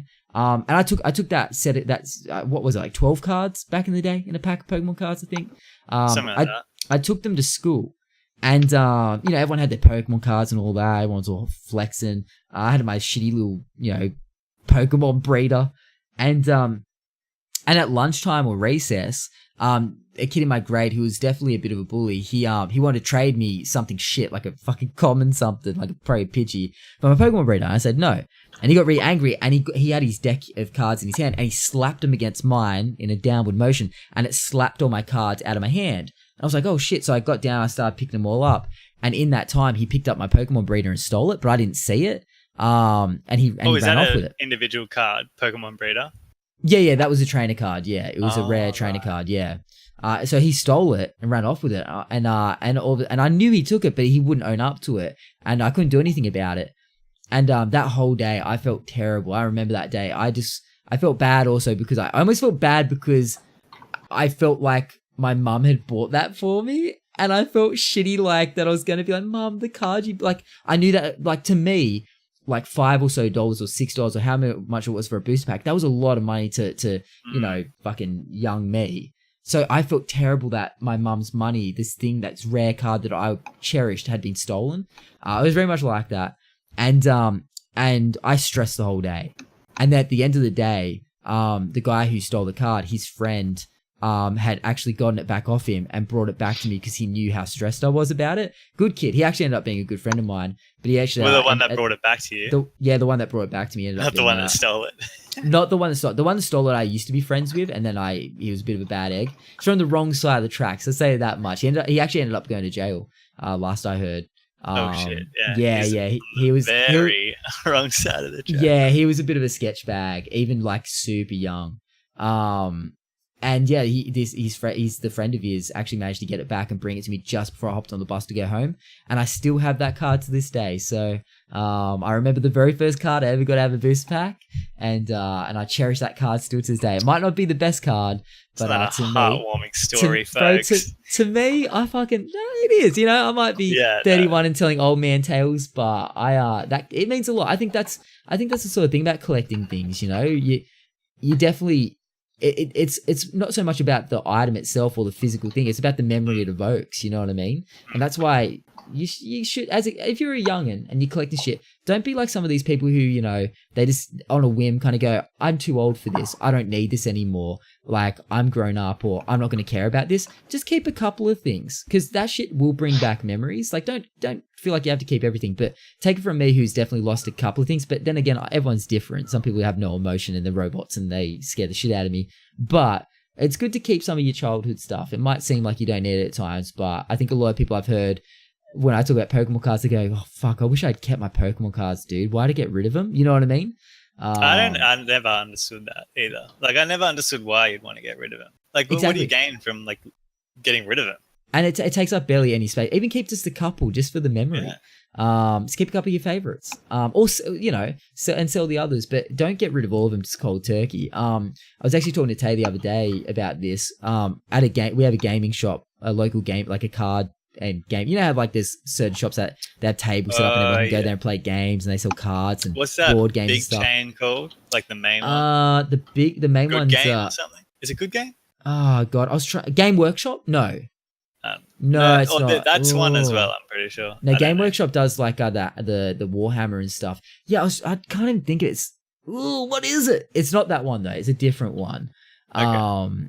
Yeah, we got a few in the area I live. And I went in there and they had a folder with a couple of folders, and they had full sets of, I'm pretty sure, the Fossil, the Jungle, and the Team Rocket set. So the first four without the first four sets that ever came out without the base set, because the base set was gone. Apparently they'd sold it, but they were selling the full sets of all these first four sets of cards that had ever come out, mint condition, all in folders, always taken care of. And I said to him, like, what the fuck? Why are you selling these? Like, these are too like. Especially in this day and age, why are you selling this? Like, what's the go? Like, where'd these come from? And the lady, that it's like a kind of family that runs a shop. She said her son's grown up, he's getting married, and they want money. They want to make a bit of money for the wedding. So he decided to sell his Pokemon cards. And I was like, oh my God. Coming from a family that runs a card gaming, like store, surely they would know out of anyone. Like, why would you want to, you know? And I thought, he's going to regret that, dude. No marriage is worth that. For what? No, like for $100, you know? Exactly. Like, they were selling it for maybe like, I think the base set they were selling for a couple of $100. I thought, fuck it. If I had the money, dude, I would have. But they'd already sold it. I thought exactly like a couple $100. Like yeah, like that might get you a little bit, but really, it's a drop in the bucket for a wedding anyway. Like weddings are thousands of dollars, bro. Like, 100%. Why would you? And it's like really, you have to weigh up like how worth the money is that you're going to get from it, as opposed to what's worth, like, is it worth just holding on to the stuff you got? I barely ever feel the worth of selling anything, because you're never going to get enough to really make it worth it. Like, you know what I mean? Unless it's really taking up space and you just only sell like, shit if I profit. You know what I mean? 100%. 100%. And most things you just don't. Like, if you're selling stuff, everyone wants to lowball you, especially like Gumtree and stuff like that. Yeah. So, you know, if anything, sell it to some mates so, you know, at least the shit you're selling is close by or something. But, God, just selling that stuff cold turkey is wild, man. So, I was pretty blown away by that. Also, I did mention I wasn't going to tangent, and here we are. Completely miles away from... I didn't even finish what the K-Zone shit was about. Okay, you keep... Yeah, sorry, man. I've railroaded once again. Apologies to everyone. I'm just saying, like, yeah. I know, bro. Yeah, no, so continue with the K-Zone thing, because that's bringing back... I can't remember what I even brought it up for, though, now. Crazy Bones. You said, well... No, before... Why did I bring K-Zone up, though? You said... in response to you saying something. Nostalgia, Spyro, playing PS1... Ape Escape, the Rape Escape. There we go. Yeah. Hey, we brought it back, baby. It was about got there in the end. Because your mum misheard you and thought you said Rape Escape. Yeah. So with the K zones, right? My similar experience, 40 minutes later, was oh shit, dude! I was just like, it was just an afternoon after school, like in the car, and I didn't get K zones like every week. Okay. But it would be like quite frequent, and sort of like, you know, whenever mum thought I'd been a good kid and I asked for it. Ooh. And I said, hey mum, can I get a new magazine? And she's like, oh, yeah, I guess so. And she was like a little bit like, oh, like, why do you want one of those? And I was like, I think I know where this is going. I haven't had one in a while. And she's like, oh, like, what do you want? And I'm like, a K-Zone. I want a new magazine. And she's like, oh, okay. Darling, I thought you said you want a nude magazine. Oh my god. Bro. Me being like 11 was like, ew, why would you think I wanted that? Yeah. Oh like, my god. You're growing up, and I don't know. I just thought you're growing up. And, now it'd be like, well, if you're offering, Mum, yeah, sure. I was like, big yikes, Mum. As if I'm going to ask you to purchase Mum, me. can I get a nude magazine? Naughty books. You're like, Mum, of course I'm going to get Dad to do that for me. Jesus, that's so funny. I don't know, 10 years old seems to be the age of miscommunication, apparently. So there you go. Yeah, because it's just you're almost like a teenager, like 10, 11. Yeah. You're in that phase where like you're about to start puberty and your mum's probably like pretty aware and you're like freaking out. You're like, shit, okay, he's going to start like doing teenager things and hormones and doing naughty things in the bedroom that he shouldn't be doing. And hey, we're not too on the nose, but you know. Nah, I feel ya, 100%. No, it's all part of the course. Have you guys seen, on the topic of that, have you guys seen the video where it's parents sitting down telling their kids about safe sex, and it's on YouTube? Have you watched that? I don't know if I want to, dude. Bro, it is. I saw it on a cringe channel. They cut it showing only the best bits. And it is so hard to watch. I struggled the whole way. I haven't cringed that hard in a long time. These parents were teaching their kids, but it's funny because it's almost like they're not funny. It's not good. It's like they're exploiting their kids for views or money. For YouTube money. Yeah, and it's like it's the creepiest, weirdest thing. These kids are like, some of them barely 10. And it's like, these kids are like, why do I need to know this now? Like, I don't know. And the parents trying to explain it. Oh, man. I'm kind of glad I never overly had that talk with the parents. I think it's becoming less and less. I honestly think with the introduction of the internet, it's like parents haven't had to have that sit down talk with their kids. Kids just fucking know. Kids know more than me these days, by the sounds of it. Jesus. I got like 99 of my information from school, like kids at school, to be honest. Just talking shit. Can I be real? This is going to be as much of a meme as me saying that we're all on the internet at the same time together. But I remember once. We're all at the same time. Oh my god, here we are. Discord at the same time. Oh my god, that story might have to wait for another day for the podcast. But I remember being at school and a kid running up to me and saying, "Your parents had sex," just out of the blue. And I was so shocked and offended. How dare you? My parents would never. They are good people. And they're good Christian people. And they're like, well, how'd you get here? They're laughing at me. I'm like, what do you mean? How did I get here? I legitimately was at school. My parents, I mean, this is why parents should probably have talks at least a little bit about birds and the bees and where we come from at least. Because fuck's sake, I had no idea. And I can't believe now, thinking back, that I was at school. Definitely not in kindergarten. I would have been at least, maybe year 1 or so. I don't know. But I remember that was some weird shit. I remember I was so shocked and appalled that anyone could say that about my parents. No one knew about sex in year 1. What are you talking? Like, that's like some year 4. That's like some year 3, year 4 shit. Apparently those kids did. Also, shout out to Mum and Dad. If you listen to the podcast, appreciate you guys. You made this happen. All right, we're going to take a short intermission because I'm a busting nut if we don't. I am need to pee so bad. So I'll be like maybe a couple of minutes. And it's so typical of Matt. Oh, Matty, I was just saying I've got like perfect intermission music for you to chuck in. Oh, yeah. Like, okay. Like the typical... Yeah, the dun dun dun dun. That's exactly what I asked. Oh my god. That's the fucking Jeopardy music, isn't it? Jeopardy? Have you guys ever watched Jeopardy? And Jackbox, right? Or Jackbox uses it too. Wait, does it? Maybe it does. I don't know. Probably does. It all sounds the same at this point. So we're back. True. We're back. But I was talking about Spyro, and somehow we got on like the biggest like tangent city. Made it all the way to talking about the birds and the bees. We talked about Ape Escape. That's what That's what brought it on. Yeah, because that's true. Because I was talking about how Spyro was my first game, but Ape Escape was my first official PlayStation bought game. But the night I got my PlayStation 1, they actually gave it to me the night before my birthday because they wanted me to be able to get up in the morning and not bother them. My parents, that is. That's but they very considerate of them. That is very considerate. So I was able to get up and play. But they got me Need for Speed Hot Pursuit 2. Fucking fire game on the PS1. But they also I should say they rented these. The Ape Escape was the one I got to keep. I was more a fan of Need for Speed Most Wanted, to be honest with you. Bro, that is so far beyond the generation. That is like what generation is that? Oh, sorry. Oh my god. All right. Let the adults talk. You said Need for Speed. Oh man, okay, fine. I'm kidding, dude. But hey, you missed out. You missed out because the PS1 era of Need for Speed was the best era. And no other era counts. But I also they also rented Spyro, the first one, so that was very hype. Spyro the Dragon. And I loved it. I never finished it though. So with Spyro Reignited Trilogy coming out last week came out.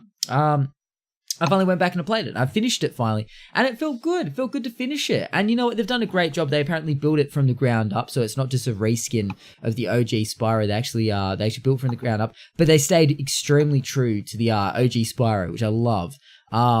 It looks amazing. The game's very colorful, very bright, vibrant. It's very easy. Like it's a pretty casual experience, but I kind of like it that way. I just wanted to be able to enjoy the pretty colors. But yeah, the mechanics were nice. Everything about it felt good. I actually was saying while I was playing it on stream that I haven't had that much fun playing a game in months. Something about it I think it was just the nostalgia, but it was also just playing something that was a bit more colorful and easygoing for a while instead of playing some sweaty games.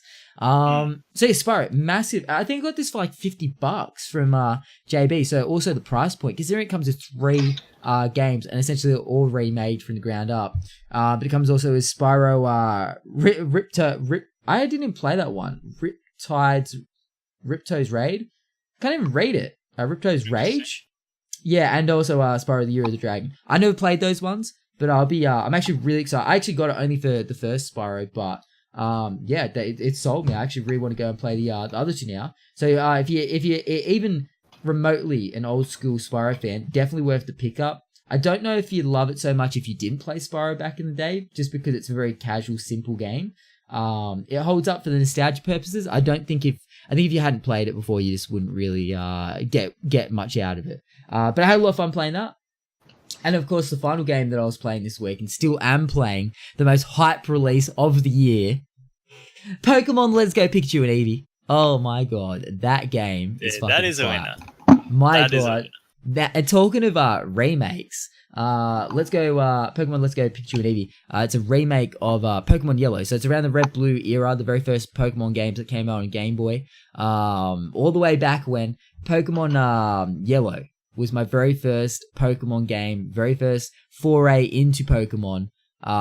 Before the cards, before the show, like I remember I got like $100 or something from my granddad for a birthday. He lived up in Queensland. He sent it down in the mail. I remember that night when I got home from school, I had that money I got at the card or whatever. I was so hyped, and Mum took me down to the video shop where they sold games back then, and I picked it up. I remember just playing Pokemon Yellow and just being like amazed.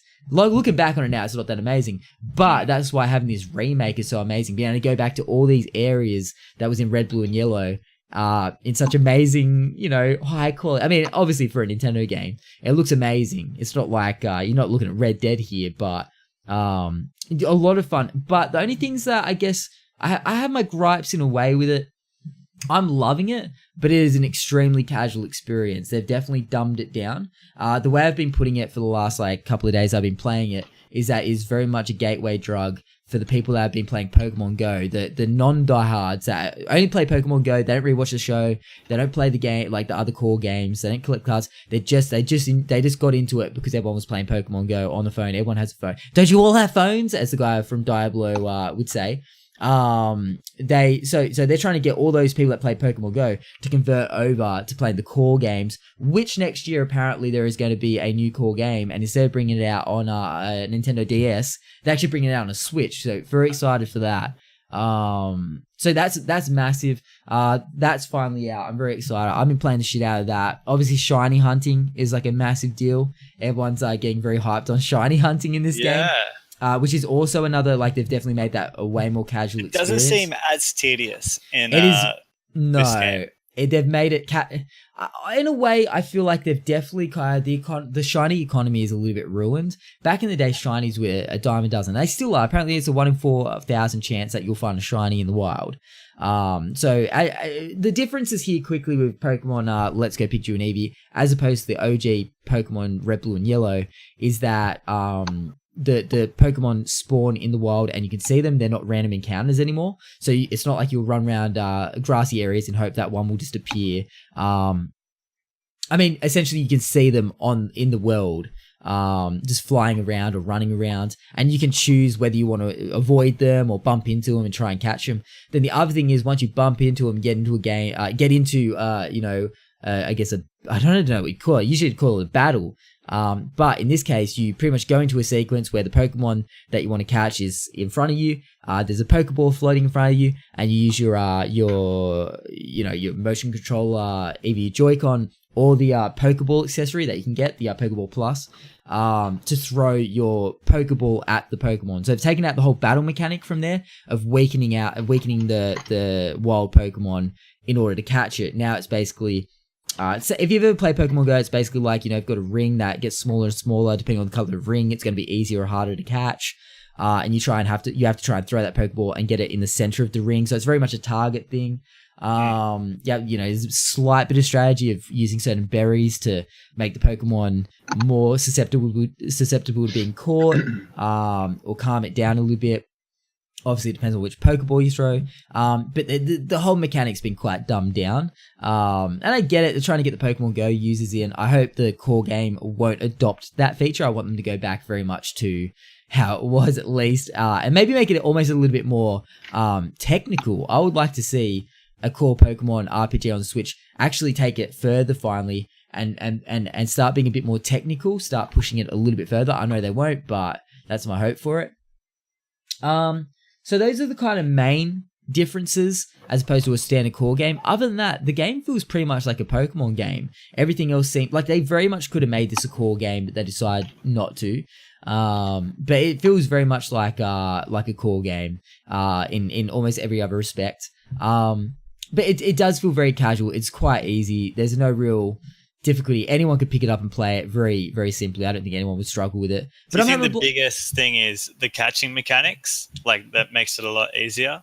100%. Yeah. I've actually found at times it can be a bit of a struggle to catch something.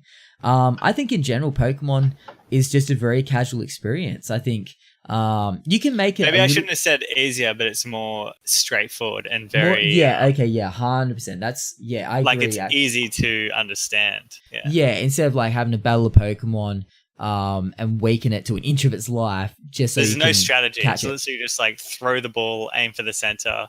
Smaller circle. Yeah. Pretty much. And using perhaps like a Great Ball, or an Ultra Ball, depending on how strong the Pokemon is, or a Raspberry to calm it down a little bit. So it's very weak strategy. Yeah, 100%. So that's when it comes to shiny hunting. If anyone doesn't know what shiny hunting is, it's become bigger and bigger, I think, as each Pokemon releases come out. But basically, shiny Pokemon aren't so much shiny. They're actually just different color variants of Pokemon that, every Pokemon that you see is always going to look the same, except for these shiny Pokemon. And that's the thing. There's a 1 in 4,000 chance that you will have a shiny just randomly appear. So say there's a Rattata. It's usually purple. The shiny version is like a green color. So basically, there's a whole bunch of stuff you can do. Like, a little bit of strategy goes into it, but compared to how it used to be for shiny hunting, it's quite simplified now. Basically, you just have to catch 31 of those Pokemon that say you want to catch a shiny Rattata, you catch like 31 of them in a row. And each time you catch one in a row, which basically causes it starts a catch combo. Each time you catch another one of that Pokemon in a row, it makes your chances greater for a shiny version to appear. The best you can get though is to a catch combo of 31. and then you pretty much got like a 1 in 400 chance. So it gets a lot easier, but still, I spent like 5 hours last night trying to find a shiny Rattata, no luck, and then randomly a shiny Pidgey appeared. So it does come down to a lot of luck. One of the reasons why I stopped playing Pokemon Go on the phone is because it came down to a lot of luck. But I think the world in Pokemon Let's Go Pikachu and Eevee is just so endearing and so just inviting. You know, the music is nostalgic. It's very colorful. It's just fun. It's a simple experience. It's very easy to relax to. I think that's just something I think the main thing is that it's very nostalgic for especially my generation or anyone that played the red, blue, and yellow games. Simplified, unfortunately, maybe too much to a fault, but that's okay. People are still loving it. And I think with the promise of a core game coming out next year, that will be a bit more for hardcore Pokemon fans. It kind of makes it okay. If they didn't mention they were bringing out a core game next year, I think that's where people would be like, this is a bit shit. But I think people are kind of okay with it because they know that a fully fledged version is coming out next year. So it's almost like exciting that we're going to get a game this year. It's almost just like a teaser. It is, yeah, it is in a way, 100%. And you know, it's still everything's pretty much the same as what it was in Pokemon Red, Blue, and Yellow, bar a few little things. I did actually notice that they have crossed over a little bit with the Pokemon game that came out last generation on the Nintendo 3DS, which is Pokemon Sun and Moon, which was in like a tropical region of Alola. I can't even fucking think of what it is, but I didn't play it. I got no idea, bro. I played a couple of minutes of it for some. It was just very handholdy, and I kind of got a bit bored of it tutorialing me, like even like 2 hours into the game, so I kind of got a bit bored. But it's funny because Pokemon in that game have variants of like what their original versions are. So there's Diglett and Dugtrio with hair. If anyone knows what a Diglett and Dugtrio with hair. I'm pretty sure Unisaw actually put it in the Discord. Yeah, I've got it up on the Discord here. If you go to our Pokemon Let Go in the text channels there, I meant to say Let's Go. There's Diglett and Dugtrio. Well, it shows the Dugtrio versions with full heads of hair. And then Unisaw, bro, and then Unisaw put a meme. No, it's 100% real. That is the Alolan or whatever it is, region version of Dugtrio. No. And look at the meme underneath with He-Man as one of the. It's so good, dude. But yeah, pretty fucking weird, huh? So they have crossed. Today I got an Alolan. God, someone's gonna fucking flame me saying that wrong. But I got an Alolan Diglett today in the game. So they have actually crossed over some of the most recent version over to this one. So it's kind of weird seeing it in a game that's supposed to be based on Red, Blue, and Yellow, but that's not how Dugtrio is supposed to look. Oh my god, we've given him a complex. I have to admit, I like Dugtrio, dude. Dugtrio is like in my top 10. I think he's a cool Pokemon. Oh, well, he's gotten a lot cooler with a full mane of hair, that's for sure. I have to agree to disagree on that one. Oh man, it's so weird. I have to admit, it's very fucking weird. So that's the thing. So they're definitely, it's amazing. I agree. Sorry, did I say weird again? I meant amazing. So that's the thing. So they have kind of crossed over a little bit. There's a few things that weren't in the original, but most of it stayed pretty true to the original, and I'm loving it. So a lot of fun. You know, I'm looking forward to, as much as I'm still enjoying the story of the game and enjoying getting through all of that, and again, the gym badges and whatnot. It's still very much a very standard Pokemon experience, but I am looking forward to getting to endgame when the shiny hunting really begins. If you haven't looked into shiny hunting, I don't know, look it up if you're interested on YouTube. There'll be plenty of videos of it. You can get a feel for it. It is quite addictive for someone like me, because you obviously want to collect all 151 Pokemon. It's the original 151, but when you find out there's even rarer version of each of those Pokemon in the game, then that's when you start kind of going, oh shit, like it goes deeper. So that's kind of fun. So that's something that it also just gives the game a lot more of a lifespan for someone who purchased it. You know what I mean? And also if you want to stream it as well, I think it's nice having that option of people really seem to enjoy a lot of time watching shiny hunting. I know I got hooked on watching it quite a while ago for X and Y on the 3DS. But I know there's a guy, A-Drive, a streamer called A-Drive, and he's just doing a lot of shiny hunting at the moment, from what I could see. And he's pulling in hella views doing it. So I mean, it's definitely people seem to love that shit. So get amongst it, shiny hunting. So yeah, that's what I've been playing this. I guess since our last podcast, Red Dead, Spyro, and Pokemon Let's Go. I'm loving it. So I don't know if it will really change much over the next week, but we'll see. Might switch it up and play something a little bit different, just so I have something to talk on the podcast. I am enjoying the Pokemon though, man. I feel like you should play all the way through Elite Four, man. But guaranteed. Yeah. Look, because for us, right, it's a lot of it is the nostalgia. 100%. From playing the original, like before even like Game Boy Color, like original like Game Boy. When Pokemon Red was there was no color. Like I played Pokemon Yellow on my OG big fat grey Game Boy. There was no Game Boy. I've got one actually lying around the house somewhere.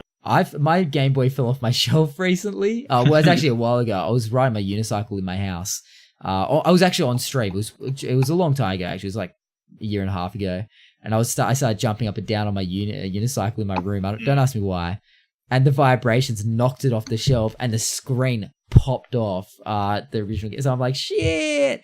But I can glue it back on, but it's one of those kind of like, fuck's sake. Wish that hadn't happened. Vintage. Dude, isn't it crazy that I'd go as far to say majority of like your Twitch viewers were not born when we were playing Pokemon Red and Blue? Bro, 100%. And can I just say, shout out to... We're not born. Not even like we're too young to play it. They're just... 100%. And that's what I was saying today. Shout out to Lethal Rod. She's probably watching this or listening to this podcast. Big shouts. Today he was like trying to school me here and there on Pokemon during the stream. I'm like thinking, okay, Rod, okay. Giving you some tips, dude. Some really helpful tips. I just couldn't help. I just went, bro, I've been playing Pokemon since before you were a thought in your mama's head. You know what I mean? Like, guaranteed. No, not trying to be a dick, but just the truth. It's just the truth. Like, I mean, like, I am so much older than so, like, and he said he hadn't been playing, he started playing on, like, Generation 3. Not even Gold and Silver. You know what I mean? Like, come on, man. Don't start coming out. Roger, I love you, brother, but come on, man. You don't know who you're talking to. I've been playing, like, my whole life, man. Some of these kids are, like, fucking coming out. I mean, I have to admit, there's a lot of things I've forgotten. Matty's pretty much Ash Ketchum. I'm pretty much Ash Ketchum. Yeah, I was pretty much the age. It's the closest thing you'll find Ash Ketchum. It's a scary thing that I was pretty much like probably Ash's age when it came out. Maybe a little bit older. I might have been even, I don't know, maybe a bit younger. I can't even think. I was probably around the age.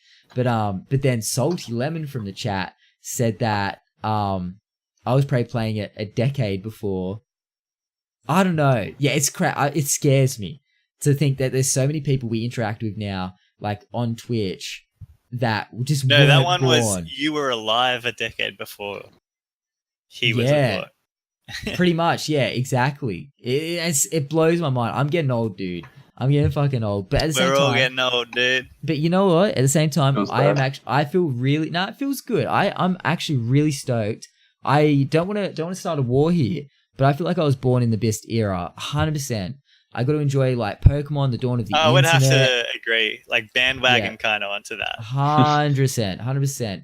You know, dawn of the internet. I got to have like a fair bit of time before internet was ever a thing. I got to have childhood before the internet. Exactly, which kids don't have these days. Like all that technology, man. You know, Pokemon. We got to see the dawn of that. Dragon Ball Z, like a whole bunch. Bro, there was so much shit. Can I say as well? Speaking of crazes earlier. Probably one of the funniest crazes back in the day as a kid. This was maybe the equivalent to fidget spinners, but like I come from an era where I remember the craze at school was yo-yos. Oh my god! Fucking yo-yos. Does that make missed that one, dude? That one, bro.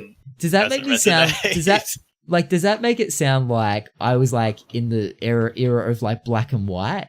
Like, you know what I mean? Like black and white TVs and like swing music and shit. Like silent movies? Yeah. Yeah, it's like, it makes me feel so old thinking about like when I was a kid, like I was collecting yo-yos and like everyone was at school playing with yo-yos.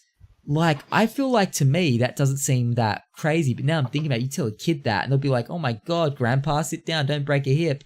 Like yo-yos. What's a yo-yo? Dude, when I was at school, we were all playing Yu-Gi-Oh. Bro, I'm surprised like kids these days, they're probably playing drugs. Let's be real. Like times have changed. But they're all playing Fortnite on their mobile phones. Oh, that's true. Given when they're 7 years old, Bro, it's crazy. I didn't get I didn't get a mobile phone till I was like old as shit. Like, I went till I was 13. Yeah, I was probably... Same, I think I went till I was 13. Bro, I was probably 16, for real. Like, I don't know, man. Like, dude. I was getting old. But you know what? I actually remember a time without mobile phones. I remember my parents went out to meet some friends. I guess my parents used to do that because they were probably still young when I was a kid. But they went out to hang with some friends and left my sister. My sister's older than me. Me and her alone at home. They got caught up talking to these friends, I guess. And me and my sister had no way of contacting them. And it was getting late. It was probably like 9 o'clock at night. But for us, we were like, holy shit, where's mum and dad? So we started freaking out. I'm pretty sure we went next door to the neighbors because we were so scared. We didn't know where they were. What? We were freaking out, dude. You guys freaking... I'd be like, party, man. Mum and dad, it's 9 p.m. We're watching the late night movies tonight. I mean, as I got older, obviously. But this was the first time they'd really left me and my sister at home. So I think it was that first kind of new, you know what I mean? Like, and we usually were in bed by that time and they'd just been held up. I think they bumped into some more friends or something. Very out of character from my family. But they got home and we were beside ourselves. Like, we were like, oh my God, we thought you were dead. Like, in our minds, we thought they were dead. They were never coming home. I remember that. But I remember them saying, oh, sorry, we bumped into like some friends. We knew we were running a little bit late. And they said, but we're going to get a mobile phone. So you guys can contact us, we think it's like a good idea. And we're thinking, what the fuck's a mobile phone?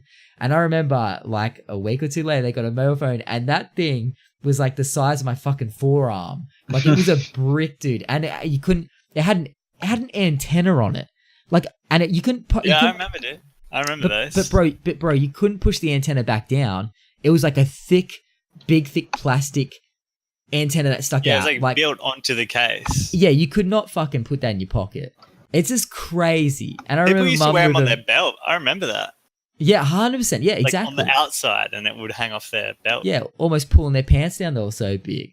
It's just, it's crazy. I remember the first. This has been kind of a very reminiscent podcast, but this is just this episode apparently. But I just remember it, dude. As times have changed, man. Now kids are, bloody 10, walking around with like the internet in their pockets. I'm pretty sure someone on the stream says that some kid at school's literally during lunch breaks watching fucking unsavory things. I'm thinking, holy shit, I wasn't even allowed to have my fucking phone out, in high school in year 12.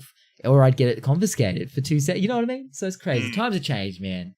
When I was a kid, none of that shit would have fly. But anyway, so that's what I've been playing. We've come full circle. We've come full circle once again. Oh, yeah. You know what? I almost feel like I've kind of recognized something about this podcast, that us just talking about what we've been playing pretty much sparks enough conversation to make a podcast. Because I always listen to other shit. we should have called this the What We've Been Playing podcast, where it clearly isn't just what we've been playing. You know what I mean? Yeah, a little bit, yeah. It's fucking ridiculous. We got to sort that shit out.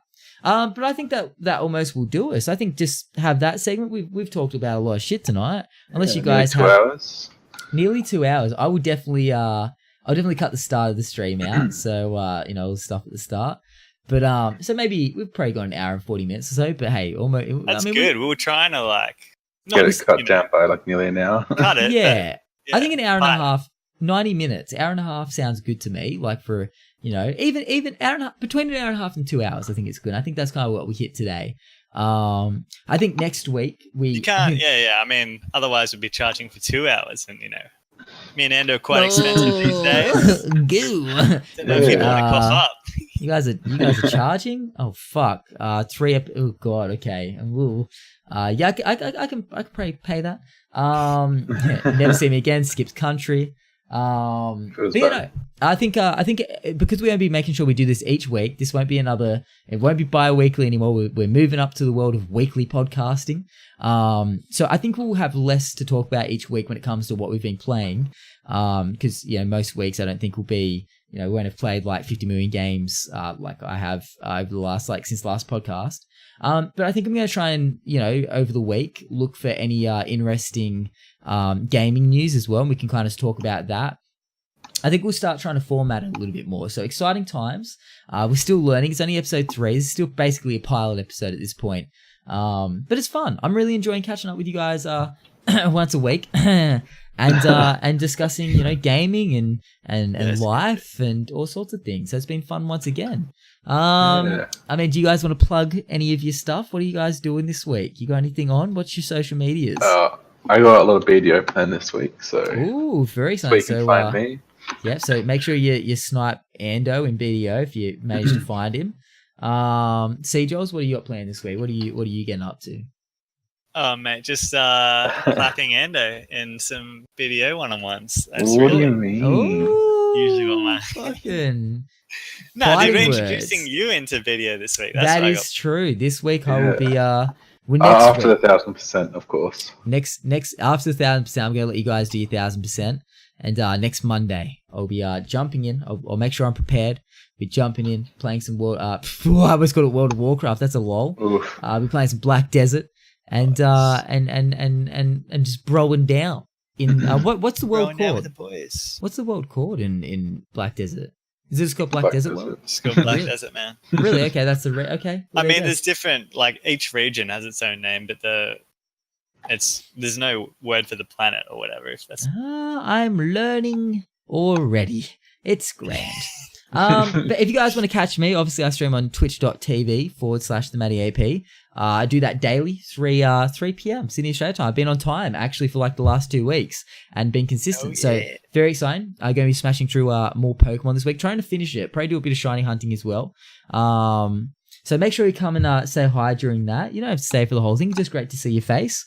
And as well, follow me on all the socials. Obviously, the MattyAP on Instagram, YouTube, which you're on now, probably watching this, and Twitter. So definitely go find me on that.